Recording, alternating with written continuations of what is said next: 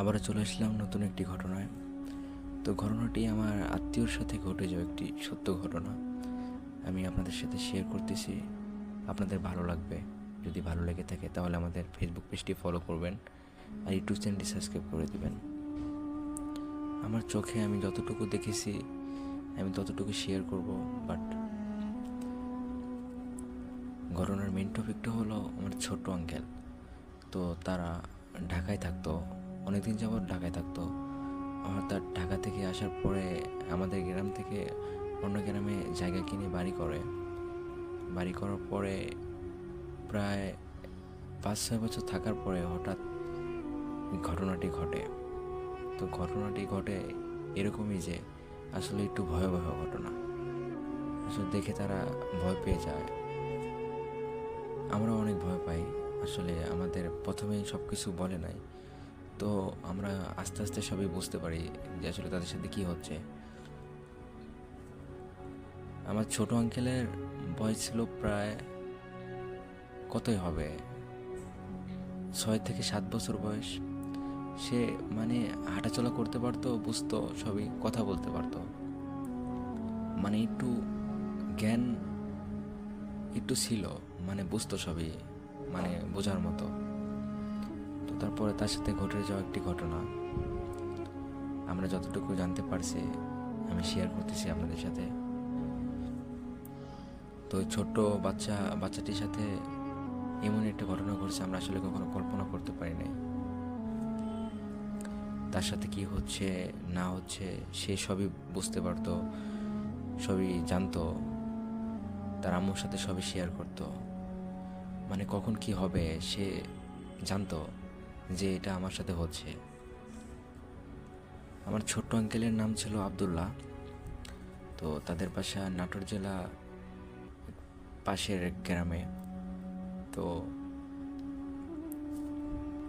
সে যখন ঘুমাইতো, বাট তাকে যখন রুমে রাখা হতো তখন হঠাৎ করে তার পাও বাঁধা হতো, হাত বাঁধা হতো, মানে এরকম নানা ঘটনা। মানে কিছুক্ষণ হলেই এভাবে বাঁধা হতো, হাত বাঁধা হতো, পা বাঁধা হতো। মানে তার আম্মু এভাবে কিছুদিন ফলো করছে, যেভাবে তার ছেলে দেখে আম্মুর মতো একটু কিছু একটা মনে হবে যে আসলে এটা কেন হচ্ছে, এভাবে বহু ঘটনা। তো এটা দেখে তার আম্মু ঠিক থাকতে পারে না, বাট আমাদের সাথে শেয়ার করে, আমাদের বাসায় কথা বলে যে আসলে এমন এমন ঘটনা। তারপরে একদিন আমার ফ্যামিলি থেকে লোকজন যায় ওখানে ওদের বাসায়। তো যাওয়ার পরে সবাই, মানে ওই 10-12 জন ছিল ওই রুমের মধ্যে। 10-12 জনের মধ্যেও তার হাত বাঁধা হতো, পা বাঁধা হতো, তাকে উড়িয়ে নিয়ে যাওয়া হতো, তাকে নিয়ে যাওয়ার মতো অবস্থা। তারপর আমরা বুঝতে পারি এটি যে আসলে আমরা অনেক ভয় পাই। তারপর তাকে শক্ত করে ধরে রাখা হয়। আসলে অনেকে বলে, আর আমরা ভাবতে পারছিলাম যে এটা হয়তো কালো জাদু হতে পারে, যে কালো জাদু এমন হবে সেটা কল্পনা না, কল্পনা করতে পারি না আমরা যে আসলে এটা করবে কে, তেমন মানুষ দেখা যায় না আমাদের। তারপরে হঠাৎ একদিন মানে ওর সাথে যেটা ঘটতো, মানে উঠানের মতো লিখে দিত যে আসলে সে যেটা চাইতো, মানে লিখে দিত সে কি চায় না চায় সব কিছু লিখে দিত। এভাবে থাকার পরে অনেকদিন পরে, এভাবে অনেকদিন যাবৎ ঘটনা ছিল। ঘটনাটি প্রায় 7-8 মাস আগের একটি ঘটনা। তো এখন বর্তমানে সুস্থ আছে। তাকে কবিরাজ দেখানো হয়েছিল অনেকগুলো। আসলে সব কবিরাজই সংশোধন করতে পারে নাই, তার ভিতর দিয়ে অনেক ধকল গেছে, সেটা আমরা বুঝতে পারছিলাম। আসলে এটা ওই বাচ্চাটির সাথে অসম্ভব একটি ব্যাপার। বাচ্চাটা যেভাবে কন্ট্রোল করছিল অসম্ভব। তারপরে আমাদের ফ্যামিলি থেকে লোকজন যায় তাদের বাসায়। তারপরে সব কিছু বারান্দার উপরে লিখে দিত যে এভাবে। অনেকদিন যাওয়ার পরে দেখা যায় যে দিন দিন আরও ঘটনাটি, মানে বিষয়গুলো আরও ব্যতিক্রম হচ্ছে, মানে অন্যরকম হচ্ছে আরও। আসলে এগুলো দেখে আমরা আসলে ঠিক থাকতে পারি না। তারপরে বলি যে আমাদের বাসায় নিয়ে এসে আমাদের বাসায় থাকো, এই বাসায় কিছুদিন থাকা লাগবে না, আমাদের বাসায় এসে থাকো। তারপরে আমার ফ্যামিলির লোকজন আমাদের বাড়িতে নিয়ে আসে। নিয়ে আসার পরে দেখা যায় যে আমাদের বাসা হতে তারা হাত পা বাঁধে, পা বাঁধে, হাত বাঁধে, এমন নানা কাহিনী। পরে আবার রুমের মধ্যে লিখে দেয়। আসলে লিখেটা কেমনে লেখে, অসম্ভব বিষয় একটি। চুন দিয়ে লেখে, হাতে কাঠি দিয়ে, একদম অবিকল মানুষের মতো লেখা। প্রথম আমরা বিশ্বাস করতাম না। আমরা ভাবতাম হয়তো কেউ শত্রুতা করে হয়তো লিখতেছে এগুলো। আসলে এটা সব কিছুই মিথ্যে। তারপরে আসলে বোঝা যায় যে আসলে ওই জিনগুলোই লেখে। আসলে জিন ছিল। রুমের মধ্যে যদি কিছু রাখা হতো সেটা থাকতো না, যদি টেবিলের উপরে যদি কিছু রাখা হতো সেটাও থাকতো না। মানে সব কিছুই ওলট পলট হয়ে গেছিলো। সেটা হঠাৎ উধাও হয়ে যেত, সেটার খুঁজে পাওয়া যাইতই না। তারপরে হঠাৎ পাওয়া যাইতো হয়তো কিছুক্ষণ পরে বা একদিন 2 দিন পরে ওই টেবিলের উপরে রাখা। মানে টেবিলের উপরে যে জিনিসটা রেখেছিল ওই জিনিসটাই একদিন 2 দিন পরে আবার ওই টেবিলের উপরেই দেখা যায়। আসলে বিষয়টা রহস্যময় ঘটনা। এগুলো দেখে তারা অনেক ভয় পায়। তারপরে আমাদের সাথে কথা বলে যে আমাদের সাথে এসব হচ্ছে, আমরা তো আর পারতেছি না, অনেক প্রবলেম দেখা যাইতেছে। তারপরে আমরা তাদের বাসায় যাই, আবারও গিয়ে তাদের সাথে থাকি 1 দিন 2 দিন। থাকার পরে মানে রুমের মতো ওই আবদুল্লাহকে পা বাঁধা হতো, হাত বাঁধা হতো, এরকম নানা ঘটনা। তো এগুলো দেখে আমরাও অনেক ভয় পাই যে আসলে তার সাথে কী হচ্ছে। 1 দিন থাকার পরে তারপরে আমরা আবার সকলে চলে আসি আমাদের বাসায়। তারপরে 2-3 দিন পরে আবার আমাদেরকে কল করে যে আসো তোমরা আবারও। কান্না করে যে ভয় পাচ্ছি। ভয় পাওয়াটা স্বাভাবিক, এমন মানুষের সাথে এমন ঘটে যাওয়া একটি ঘটনা, ভয় পাওয়াটা স্বাভাবিক। আবার কিছুক্ষণ পর পর দেখা যেত যে দরজার উপরে কিছু লিখে রাখতো, মাইজার মধ্যে কিছু লিখে রাখতো, ফ্লোরের মধ্যে কিছু লিখে রাখতো, দরজার মধ্যে কিছু লিখে রাখতো। আসলে এগুলো দেখে অনেক ভয় পায় তারা, আর আমাদের চোখ দিয়েও এগুলোই দেখি।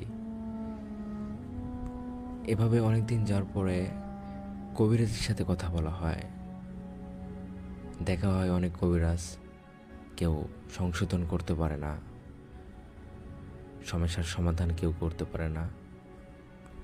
এভাবে ঘটনা প্রায় 1 বছর পেরিয়ে যায়। তারপরেও সংশোধন হয় না। তারা চিন্তায় একদম শেষ হয়ে যায়। তারপরে আমাদের বাড়িতে নিয়ে আসা হয় যে আমাদের বাড়িতে কিছুদিন থাকো তোমরা, দেখো প্রবলেমটা কি দেখা যায় কিনা। আমাদের বাড়িতে অনেক দিনই ছিল তারা।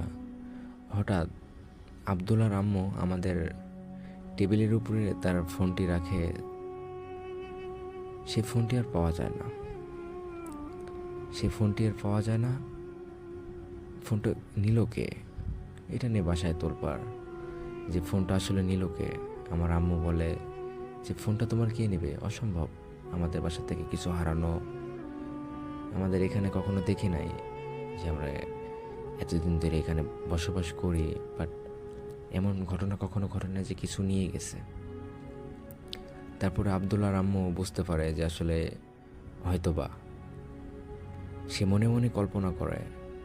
তারপরে 2-3 দিন পরে দেখে যে ওই টেবিলের উপরে ফোনটা রেখে দিছে, যেভাবে সে রাখছিল ওইভাবেই রাখছে। আসলে এটা দেখে আবদুল্লাহর মা অনেক কান্না করে, অনেক ভয় পায় যে আসলে কেন হচ্ছে আমাদের সাথে এমন।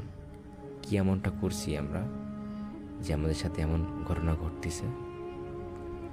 আর আব্দুল্লাহ বলতো যে আম্মু চিন্তা করো না, চিন্তা করো না, তোমার ফোনটা ঠিক নিয়ে আসবে, তুমি কালকেই তোমার ফোনটা পেয়ে যাবা। যে বলা সেই কাজ, কালকেই ফোন নিয়ে আসলো, ওখানে যেখানে রেখে দিয়েছিল সেইখানে আবার রেখে দিয়েছে ওইভাবেই। মানে আব্দুল্লাহ সবই বুঝতে পারতো যে আসলে কি হয় কি না হয়, সবই বুঝতো সে। আর তার হাত বাঁধা, পা বাঁধা, গলা বাঁধা, রশিগুলো কোথায় পায়? অবিকল ভাই, আপনি দেখলে বুঝতে পারতেন যে আসলে ঘটনাটি একদম রহস্যময় একটি ঘটনা। ঘটনাটি আপনি দেখলে বুঝতে পারতেন। এমন ঘটনা ঘটে, অনেকের সাথে ঘটে, আসলে সেটা আমরা কল্পনা করতে পারিনি যে আমাদের আত্মীয়তার সাথে এমন ঘটনা ঘটবে। আমরা অনেক ভয় পাই। তারপরে অনেক দিন যাওয়ার পরে এক কবিরাজের সন্ধান পাওয়া যায়। কবিরাজের বাসা রাজশাহী জেলাতে। তারপরে কবিরাজের সাথে কথা বলা হয়। কবিরাজ আমাদের বাড়িতে আসে, আসার পরে চিকিৎসা দেয়। এভাবে 7-8 দিন চিকিৎসা করার পরে একটু কমে। তারপরেও দেখা যায় একটু সমস্যা হলে তো আর সব একদিনই সংশোধন করতে পারে না। তো কবিরাজটি তার সবটুকু দিয়ে আল্লাহর রহমতে অনেক সুস্থ করেছিল। আল্লাহর রহমতে তারা এখন অনেক সুস্থ। যে আসলে তাদের সাথে যেভাবে ঘটনা ঘটেছিল সেটা মানুষের কাজ না, আমরা সেটা বুঝতে পারছি। যতটুকু করার দরকার সে ততটুকুই করছে। আল্লাহর রহমতে তারা এখন অনেকটা সুস্থ, বাট এখন পুরোপুরি সুস্থ। আল্লাহ তাদের হেদায়েত দান করুক। ঘটনাটি এই পর্যন্তই। আপনাদের যদি ভালো লেগে থাকে তাহলে আমাদের ফেসবুক পেজটি ফলো করবেন আর ইউটিউব চ্যানেলটি সাবস্ক্রাইব করবেন। আশা করি আপনাদের সাথে যদি এমন কোনো ঘটনা ঘটে থাকে আপনারা চাইলেও আমাদের সাথে শেয়ার করতে পারেন, বাট আপনার পুরো ঘটনাটি লিখে পাঠাতে পারেন আমাদের জিমেল mdshishir973@gmail.com। আপনি চাইলে আপনার ঘটনাটি লিখে পাঠাতে পারেন। আল্লাহ হাফেজ, সবাই ভালো থাকবেন। দেখা হবে অন্য একটা ঘটনায়।